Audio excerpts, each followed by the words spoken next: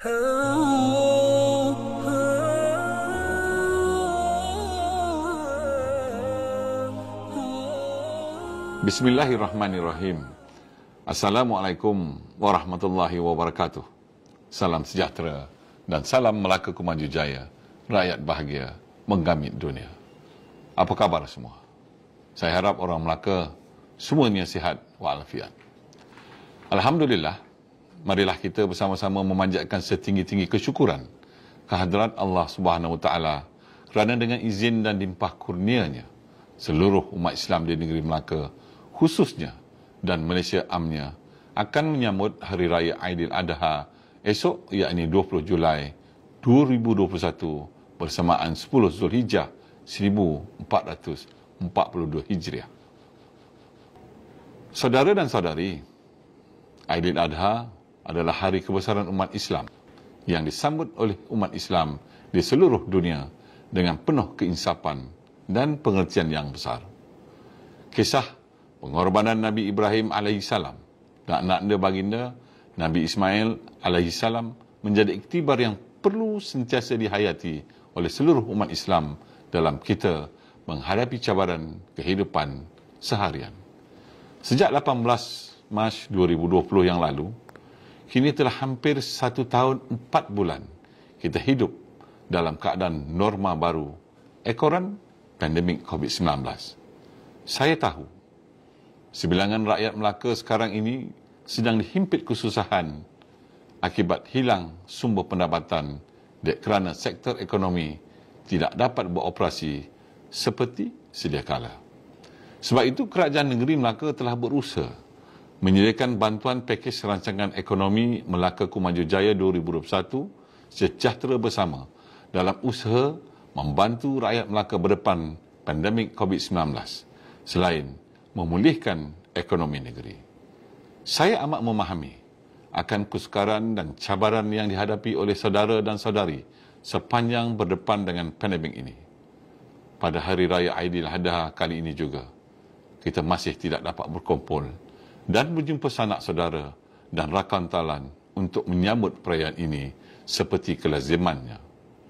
Kita perlu akur dengan Perintah Kawalan Pergerakan 3.0 yang masih berkuat kuasa ketika ini bagi mengekang peningkatan kes COVID-19 ini. Saudara dan saudari, bersempena dengan Hari Raya Aidiladha ini, saya menyeru kepada saudara dan saudari untuk melaksanakan ibadah korban ini dengan penuh penghayatan di samping mematuhi SOP yang ditetapkan. Suka saya memaklumkan bahawa di Melaka, pelaksanaan solat sunat Aidiladha dibenarkan dengan kapasiti 500 orang di masjid di bawah pentadbiran Jaim, 100 orang bagi Masjid Karya dan masing-masing seramai 50 orang di surau Jumaat dan surau yang diberikan kebenaran khas Aidiladha.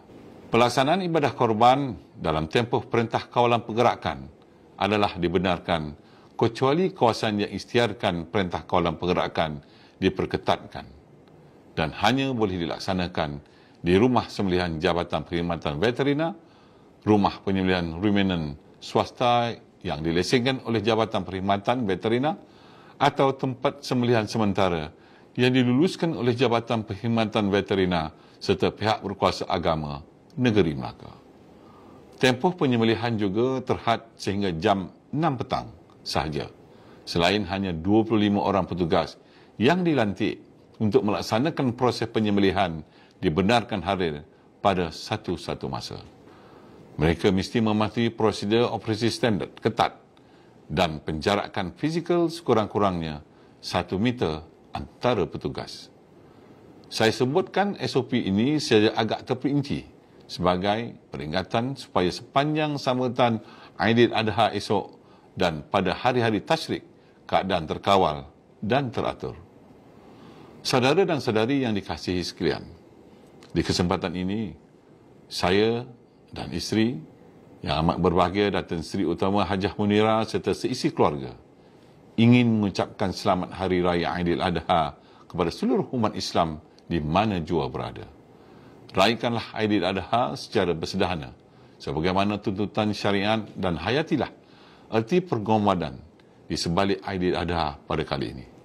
Tanpa mengenal erti putus asa, marilah kita sama-sama memanjatkan doa kehadrat Allah Subhanahu Wa Taala semoga wabak COVID-19 segera berakhir.